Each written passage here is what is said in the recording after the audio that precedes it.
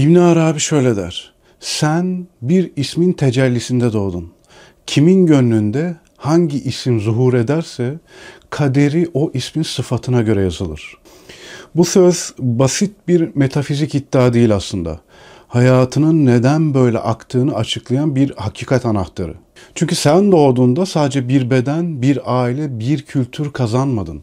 Aynı zamanda Allah'ın bir ismi sende yansıdı. Ve bu yansıma İbn Arabi'nin ifadesiyle senin ilahi imzandır. İsmini unutsan bile kaderin onu hatırlatır. İnadına, direncine ve kaçışına rağmen. Heidegger'in şu cümlesi bu hakikatin başka bir dilden söylenmiş halidir adeta. İnsanın varoluşu kendi varlığının imkanlarını kavramasında açılır. Yani sen varlığının imkanlarını tanımadıkça kendi hakikatini de tanıyamazsın. Bir ömür boyunca sana ait olmayan yolları yürüyebilirsin. Ama yine de içten içe bir eksiklik, bir susuzluk kalır. O eksiklik çoğu zaman adını koyamadığın bir çağrı gibi gelir. Bazen bir kitapta, bazen bir cümlede, bazen bir rüyada. Ve çoğu insan o çağrıyı geçici bir duygu sanarak bastırır. Oysa o çağrı doğduğun ismin tecellisinin sana seslenmesidir. Viktor Frankl'ın bu aralarda çok ünlü olan kitabı İnsanın Anlam Arayışında şöyle bir şey var. İnsanın asıl ihtiyacı anlamlı bir hayat tasavvurudur diyor. Anlam tesadüfen ortaya çıkan bir şey değildir. Anlam seni yaratan tarafından sana üflenmiş bir niyetin fark edilme hali, fark edilme zamanıdır.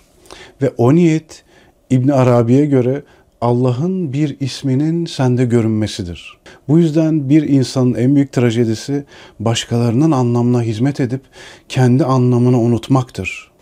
Başkasının yolunda yürüyüp kendi ismini hiç duymamaktır. Yine hani biz bir şeyler anlatıyoruz ya sonra böyle beynimize çaksın diye film örnek veriyoruz ama bu film de biraz zor bir film. Ingmar Bergman'ın 7. Mühür filmi. Bu filmde orta çağda bir şövalye ölümün kol gezdiği bir dünyada kıyıda karşısında ölümü buluyor. Çok böyle filmin içeriğini anlatmak istemiyorum. Ve ona diyor ki çünkü izlersiniz bu filmi izlemeden ölmeyin zaten. Ve ölüme diyor ki ölmeden önce hayatın anlamını bilmek istiyorum diyor. Ve ölümle satranç oynamaya başlıyor. Ama bu satranç zaman kazanmak için değil, doğduğundan beri içinde taşıdığı sorunun cevabını bulmak içindir. Yani hani ölümü görünce hani ben ölmeyeyim biraz satranç oynayayım, tavla atalım falan biraz daha vakit geçireyim dünyada değil yani. Gerçekten içinde bir hasret var, bir sorunun arayışı var, anlam arayışı. Bu filmdeki her sahne şu gerçeğin altını çiziyor. Kendi esmanı tanımadan ölmek bir ömürlük varoluşu boşa harcamaktır. Ingmar Bergman, şövalyenin bakışlarında bir yönetmen olarak o susuzluğu göstermiştir. Şövalye savaşmış, gezmiş, yaşamış ama hala aç, hala susamış bir halde kendi gerçekliğini, kendi esmasını merak eden bir durumda. Çünkü aradığı o susuzluğu giderecek su, onun doğduğu ismin kaynağında. O kaynağı bilmeden hiçbir pınar doyurmaz. İbn Arabi'nin ayanüs sabite, aynüs sabite dediği kavram burada devreye girer. Bu senin ilahi hakikatte sabit olan özündür. Dünyaya geldiğinde unuttuğun ama bütün hayatın boyunca aradığın bir şey bu. Aynüs sabite sana işte bu benim, ben dedirten andır. Kimi zaman bir meslekte, kimi zaman bir sanatta, kimi zaman bir dua anında ortaya çıkar. Ve onu tanıdığında bütün parçaların yerine oturur. Ama tanımadığında yaşadığın hayat sürekli bir başkasının hikayesi gibi gelir. Ve sen kendi filminin fügranı olursun. Bu konuyla ilgili eskiden ben hani tasavvufla ilgili böyle sorulara falan cevap verirdim. Artık vermiyorum. Sadece video yapıyorum. Biri gelse bana tasavvufla ilgili bir şey sorarsa ben hani adap gereğiyle ben konuşmuyorum. Yani felsefeden konuşabiliriz ama. Konuştuğumuz zamanlarda bir hatıram var bu konuyla ilgili. Ben bir kadın örnek verdim arkadaşa. Bu gerçek hayattan tecrübe ettiğim bir şey. Kadın örgü yaparak kendini buluyor. Ve kadın bütün hastalıklarından sıyrılıyor. Örgü yaparak. Bir şeyler örüyor. Bebek örüyor, bilmem ne örüyor, kazak örüyor. Örgü yaptığı an kadının bütün hayatı değişiyor. Peki dedi ki kişi, karşımdaki kişi, örgüyle onun esmasının ne alakası var? Hani bu çok yüzeysel bir şey gibi kalmadı mı? Aslında öyle değil.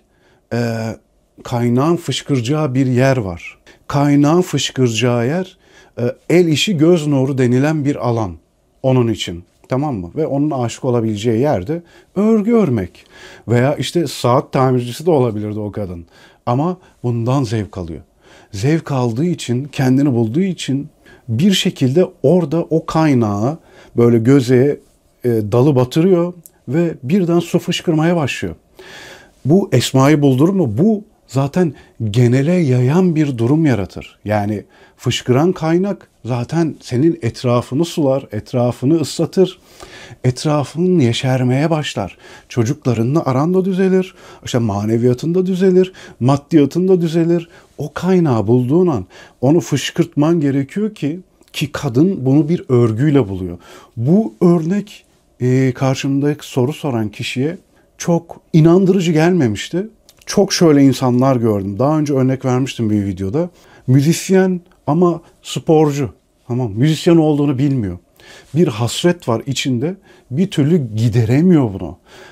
İşte kendi sorularının cevabı yönelimlerinden ortaya çıkıyor. Veya bir sporcu ruhu var ama muhasebecilik yapıyor. Bu meslekler benim için çok önemlidir. Çünkü esmalar en çok mesleklerde tecelli ediyor. Yanlış bir meslekte insan harap olabiliyor. Doğru bir meslekte insan esmasıyla karşılaşabiliyor. Ve çıkarabildiğin kadar oradan çıkarabilirsin. Ben mesela felsefe ve tasavvufla bu kadar ilgilenmemin, hiç peşlerini bırakmamamın sebebi buradan benimle ilgili, bana aynı olan bir şeyin sürekli fışkırıp durması ve ben de bununla sulanıyorum, yıkanıyorum, susuzluğumu gidiyorum, etrafımı yeşertmeye çalışıyorum. Heidegger insanın esma unutkanlığına das Man der. Herkes hali. Yani sen kendin olmaktan çıkıyorsun, herkes gibi yaşamaya başlıyorsun. Yiyimin, konuşman, düşüncelerin, inançların hepsi çevreden ödünç aldığın formlara dönüşüyor. Ama özün derinlerde sessizce hep çağırıyor seni. Ve çağrı duymazdan gelindikçe bir acıya dönüşüyor. Bu çağrıyı duyduğunda ya onu reddedersin, çünkü değişim korkutucu bir şey değil mi? Ya da kabul eder ve dönüşürsün. Dönüşmek istemeyiz bazen. Konfor alanımız bozulur. Ama birincisi ikililikte kalmak, ikincisi birliğe yönelmektir. Yine Viktor Frankl dedik. O da Nazi kamplarındaki deneyimden yola çıkarak şunu söylüyor. İnsanın her şeyi elinden alınabilir. Ama onun bir özgürlük alanı vardır. O özgürlük alanı da hangi tavrı alacağıdır. Tavır. Bu cümle doğduğun ismin tecellisini kabul etmenin özgürlük boyutunu anlatıyor, biliyor musunuz? Çünkü hayat sana kendi anlamını seçme hakkını veriyor aslında. Ama bu seçim gerçekte zaten sende yazılı olanı kabul etmektir. Sen bunu bir kafir gibi örtebilirsin üstünü. Yine 7. mühürde, evet, sonunu açıklayayım. Yani burada sohbet ediyoruz ve hepinizin izlediğini varsayıyorum bu filmin. Şövalye oyunun sonunda ölüme yeniliyor. Ama kaybettiği anda da yüzünde garip bir huzur var. Çünkü aradığını bulamamış olsa bile aramayı bırakmamıştır. Ve arayış onu kendi hakikatine biraz olsun yaklaştırmıştır. Geçen de Evreka filmine örnek verdim ya. Adam altını bulunca ölüyor. Çünkü adam bir altın arayıcısı olarak esması tecelli ediyor. Arayıcı bir adam. Bazen bütün ömrümüz arayışla geçiyor ama o arayış bizdeki bir tecellinin parçası olabilir. Bizim esmamız bu şekilde çalışıyor olabilir. Şimdi bir düşün, hayatında yaptığın şeyler gerçekten sana mı ait? Yoksa başkalarının sana uygun gördüğü bir hayatı mı yaşıyorsun? Yaşıyoruz. İbn Arabi'ye göre kendini, ismini tanımayan insan başka isimlerin gölgesinde yaşar hep. Ve gölgeler ışık kesildiğinde yok olur. Şimdi çok negatif bir örnek film vereceğim. Alpha Dog diye bir film. Justin Timberlake oynuyor, Ben Foster oynuyor. Ondan sonra diğer oynayanların isimlerini hatırlamıyorum çok fazla. Filmde böyle bölük pörçük aklımda. Filmde sünepe bir arkadaş var. Herkesin dalga geçtiği bir arkadaş. Bu arkadaş hani etrafın oyuncağı gibi. Ama günü geliyor, kendi hakikatini keşfediyor. Kendi hakikati ise bir alfa olmak. Alfa aslında. Fakat hep eziliyor. Fakat günü geldiğinde alfalık onda beliriyor. Bu bir filmde felakete neden oluyor? Film de gerçek bir hayat hikayesinden alma bu arada. Biraz böyle üzücü bir film yani.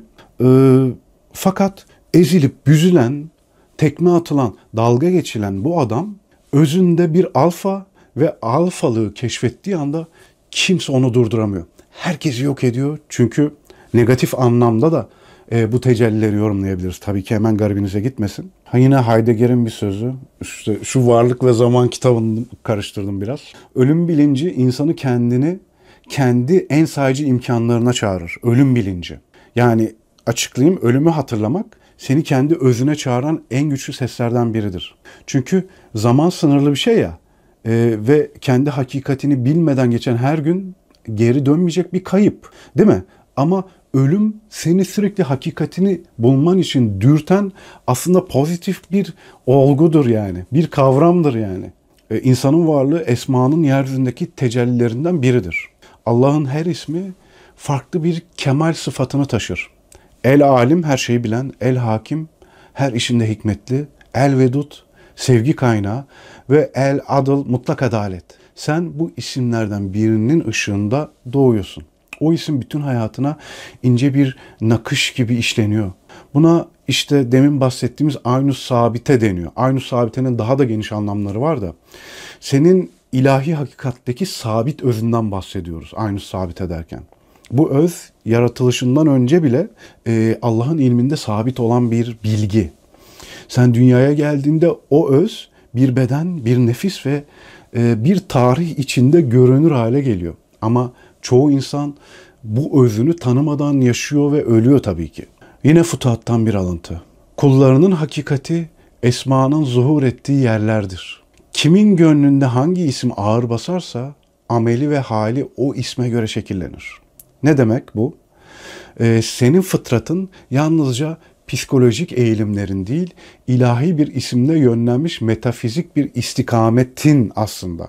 Sende Er-Rahman isminin tecellisi baskın ise, merhamet sende bir reflekstir. El-Hakim ise hikmet arayışı seni bir alana çeker. Bu videolara, işte beni bu kitaplara, birbirimize çekiliyoruz aslında.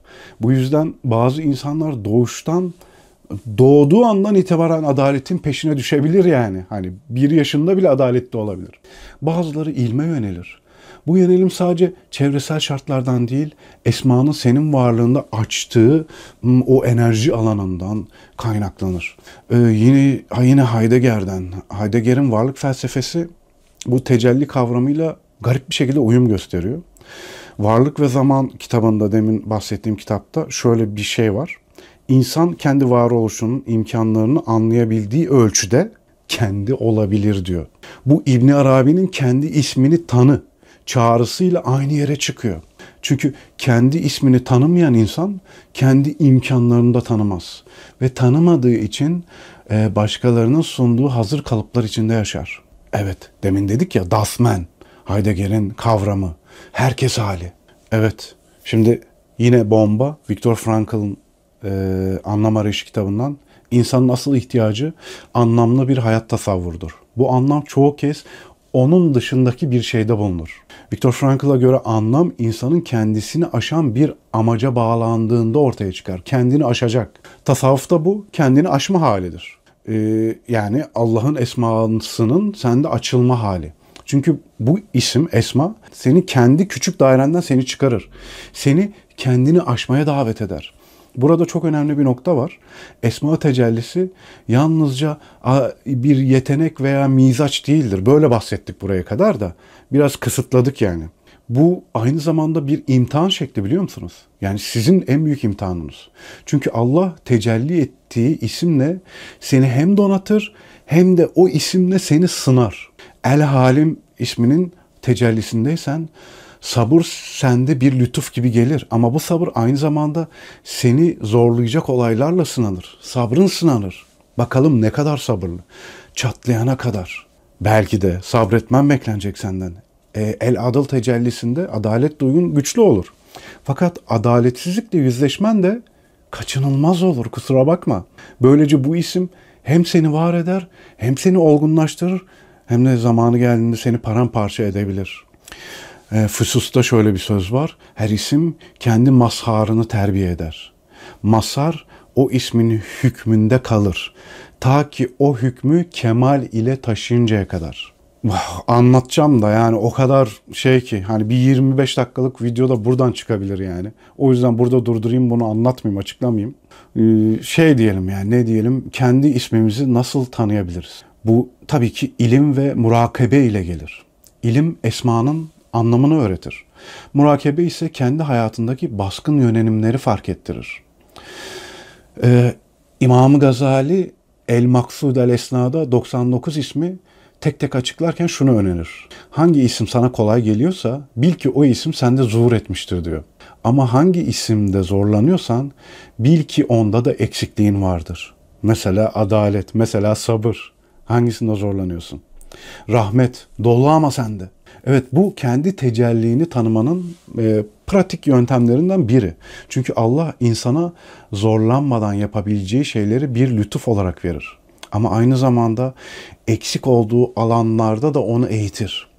Heidegger açısından bakarsak bu eksik olduğun alan meselesi, onun ölüme yönelik varlık diye bir kavramı var. Onunla bağ kuruyor bence. Ona göre, Heidegger'e göre insan kendi sınırlılığını ve sonluluğunu kaybettiğinde, yani sabit görüşlerinden sıyrıldığında en sahici haline yaklaşır.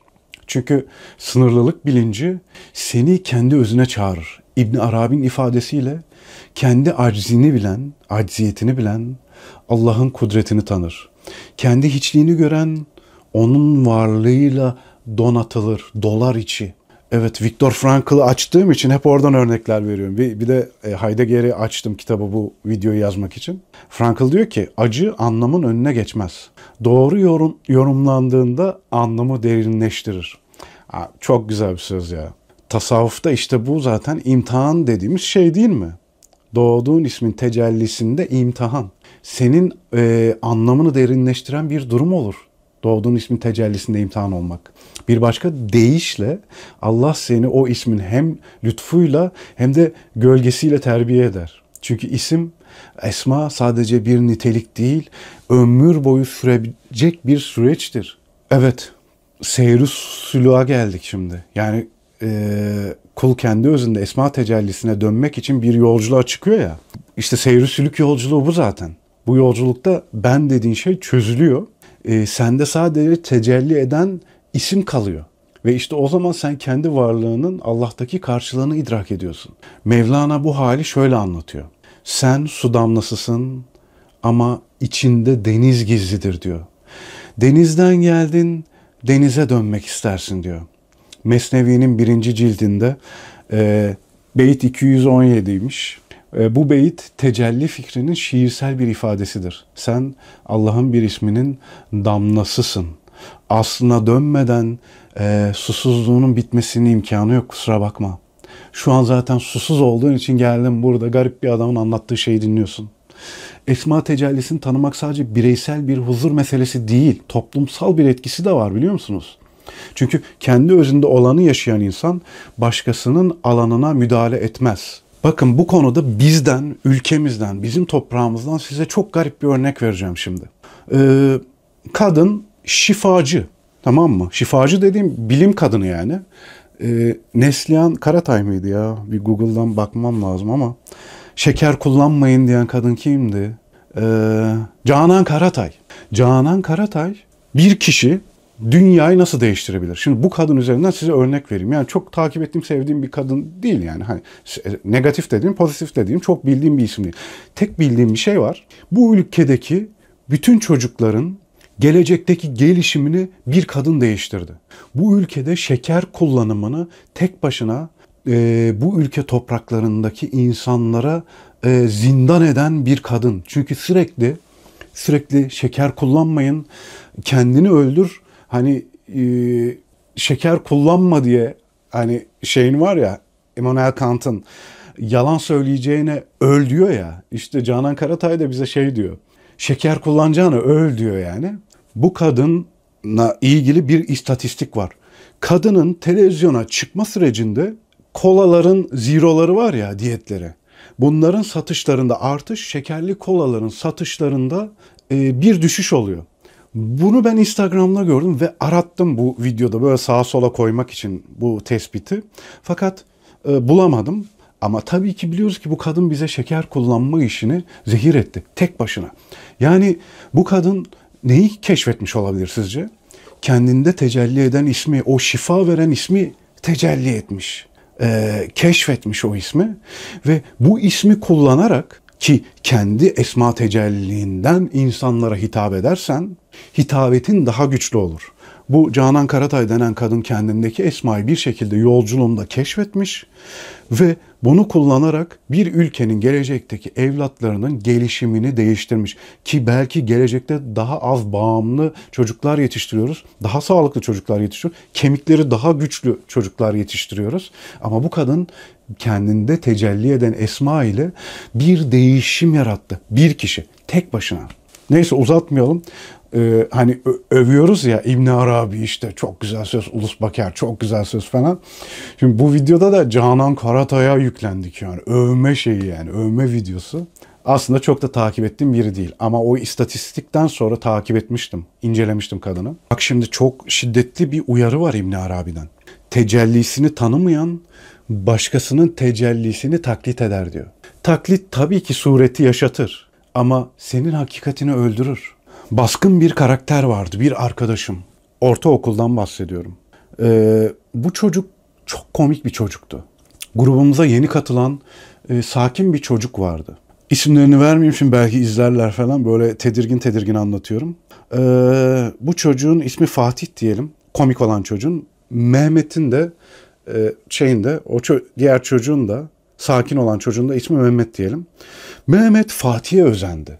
Fatih'in o işte kızları güldüren, sosyal ilişkileri gelişmiş bir tip olmasına etkilenerek Mehmet komik bir çocuğa dönüşmeye çalıştı. Komik, eğlenceli, işte biraz da haylaz, böyle ezik bir komik değil yani. Ve bu şekilde ben onun, yani o zamanlar yaptığım gözlemlere bakar mısınız? Ortaokulda falan yapıyorum yani. İlkokulda bir farkındalık anı yaşamıştım. Kendime dışarıdan bakma anı yaşamıştım. Ve ben şu an yaşıyor muyum demiştim yani. Daha böyle hep devam etti benim. Yani bu tecelliler garip bir şekilde hep peşimdeydi yani. İlkokul 1'e giderken rüyamda Hazreti Muhammed'le konuşuyordum falan yani. O derece hiç anlamadığım bir durum vardı. Mehmet komik bir çocuk gibi görünmeye başlamıştı bir yerden sonra ama tamamıyla Fatih'i taklit ediyordu. Ve Fatih'in bazı böyle işte sözsüz esprileri vardı. Öbül öbül öp falan filan der, bilmem ne der yani, atıyorum şu an. Mehmet de onları bile taklit ediyordu. Ama bu kıyafet Mehmet'in üzerinde durmamıştı. Mehmet komik gibi görünmeye çalışan bir çocuktu. Ve Mehmet'in esmasının orada tecelli etmeyeceği o kadar belliydi ki, eğlenceli biri olmakla tecelli etmeyecek bir esmaydı. Mehmet'in gerçekliği tamamen farklıydı ve bu onda durmuyordu. Onda o kıyafet farklı görünüyordu. Onun üzerinde durmuyordu. Şimdi düşün bir, doğduğun isim sende nasıl işliyor? Hangi sıfat sende zahmetsizce akıyor? Ve hangi sıfat seni sürekli sınavdan geçiriyor?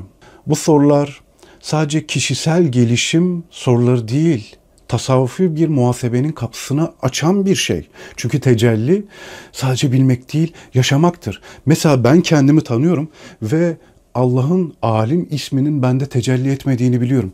Bunca şey anlatmama rağmen. Bunların çoğu ezber. Bakmayın yani. Ama el alim bende tecelli etmiyor. Bende başka bir şey tecelli ediyor.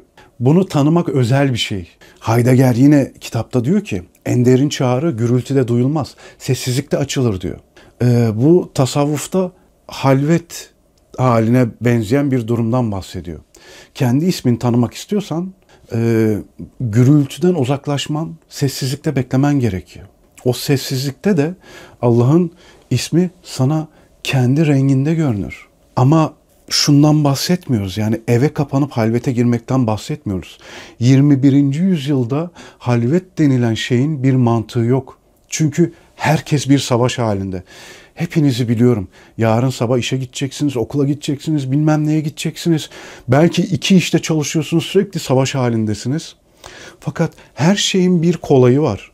Hz. Muhammed Mehdi hadislerinin doğruluğu her zaman bir tartışma olmuştur ama Mehdi diye bir adam geleceğinden bahsediyor. Biz bunu zannediyoruz ki Bu adam gelecek, işte tankları birbirine çarptıracak, işte özel gücüyle bir şeyler yapacak falan. Orada çok ince bir detay var. Dininizi yenileyecek diyor. Yenilenen din nasıl olur? Çok ilginç değil mi? Bence en büyük detaylardan biri 21. yüzyıl insanına hazmedilebilir bir ilim sunmak olacak. Ben böyle düşünüyorum. Hap gibi yutulabilir bir ilim. Ne kimsenin halvete girecek bir vakti var, ne kimsenin uzun uzun Fütuhatül Mekki'ye okuyacak, füsusu çözmek için 10 sene harcayacak zamanı var. Bunları ben bu zamanları harcarken kendimde gerçekten bir 10 seneyi harcadım. 10 senem gitti. Ve hani dedim ki 10 sene sonunda ya ben felsefe sohbetleri falan yapıyorum, ediyorum ama şu Fütuhat da, Füsus'u da, Mesnevi'yi de bir ortaya salayım ki insanlar bunu okumaya gerek duymasın. Video izlesin dijital alemde. Ya böyle bir düşüncem de vardı. Ama dediğim gibi Mehdi'nin dini yenilemesi, kolaylaştırması 21. yüzyılda veya 22. yüzyılda karşılaşabileceğimiz bizi bugünün garip sorumluluklarından azade edecek bir şey. Çünkü İslam'ın en geniş, en güçlü, en şeriatî kısmının yaşandığı alana bakıyorsunuz ve o alanın ortasında işgal edilmiş bir Gazze var. Paramparça edilen, çocukları açlıktan öldüğü, çocukların açlıktan öldüğü, ondan sonra insanların yardım sıralarında kafasından kurşunlandığı bir yer ve şeriatın tam ortasında bulunuyor. Bu ne demek biliyor musunuz? Bu şeriatın hiç var olmadığı anlamına geliyor. Çünkü bizim şeriattan anladığımız kısıtlama aslında rahmeti doğuran, rahmetin yolunu açan bir tür davranış dizisi. O yüzden şeriatın değişime uğraması kaçınılmaz. Biz bunu nerede anladık? Gazze'de anladık. Şeriatın yeni bir yoruma ihtiyacı var. Neyse, bu kadar yeter diyelim. Hani daha fazla da devam etmeyelim. Kendinize iyi bakın. Görüşmek üzere. Üye olmayı, abone olmayı falan unutmayın. Bu arada bu videonun sonuna kadar ulaşan kişilere söyleyeyim. Bir dahaki videonun başında da bunun duyurusunu yapayım. Kanaldan böyle ufak tefek, hani çok izlenen bir kanal değiliz şu an. Ufak tefek paralar geliyor. Cüzi. Katıl butonuna basıp da katılıp bana aylık işte 50 lirayla üye olan kişiler var. Onların da ücretlerini işte gereken yerlere gereken şekilde vereceğiz. Bu ay bu ücret, şizofreni hastası bir adam var ve 2 tane de engelli kızı var. Bu adam ilaçlarını alıyor disiplinli bir şekilde ve bu çocuklarını bir şekilde okutmaya çalışıyor. Yani hepinizin hayrı olacak bu. Hepiniz adına ben o kişiye teslim edeceğim. Kendinize iyi bakın. Görüşmek üzere.